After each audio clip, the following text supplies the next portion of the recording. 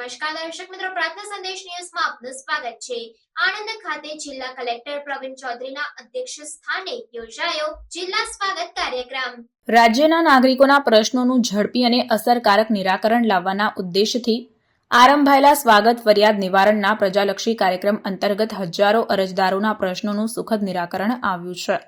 પ્રતિમાસ સ્વાગત કાર્યક્રમ અંતર્ગત રાજ્યમાં તાલુકા, જિલ્લા અને રાજ્ય કક્ષાએ સ્વાગત કાર્યક્રમ યોજાય છે।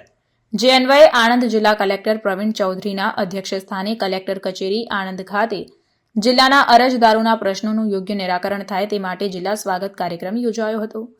જિલ્લા કલેક્ટરે કાર્યક્રમમાં ઉપસ્થિત તમામ અરજદારોની વિવિધ વિભાગોની સંલગ્ન રજૂઆતો ધ્યાનપૂર્વક સાંભળી હતી અને સંબંધિત અધિકારીઓને જરૂરી સૂચના સાથે માર્ગદર્શન આપ્યું હતું।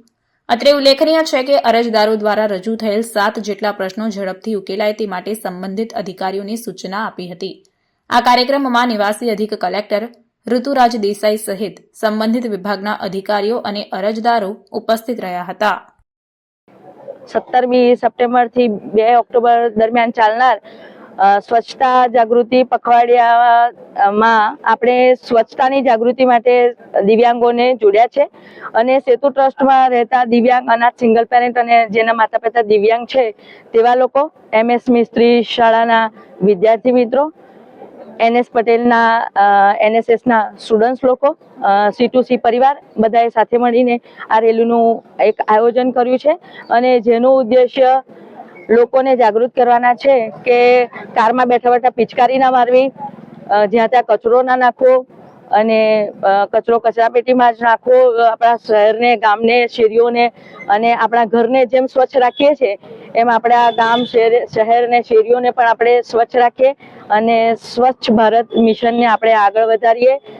માનનીય વડાપ્રધાન શ્રી દ્વારા 2014 થી જ્યારે સ્વચ્છ ભારત અભિયાનની શરૂઆત કરવામાં આવી હતી, છેલ્લા 10 વર્ષોમાં ઘણા બધા પગલાઓ સરકારશ્રી તરફથી લેવામાં આવ્યા છે, ઘણી બધી પોલિસીઝમાં ચેન્જીસ કરવામાં આવ્યા છે। આ જ અંતર્ગત છેલ્લા 4 વર્ષથી સ્વચ્છતા હી સેવા પખવાડિયાનું આયોજન 17મી સપ્ટેમ્બરથી લઈને 2 ઓક્ટોબર ગાંધી જયંતિની સુધી આ 15 દિવસ સ્વચ્છતા હી સેવા પખવાડિયાનું આયોજન કરવામાં આવે છે।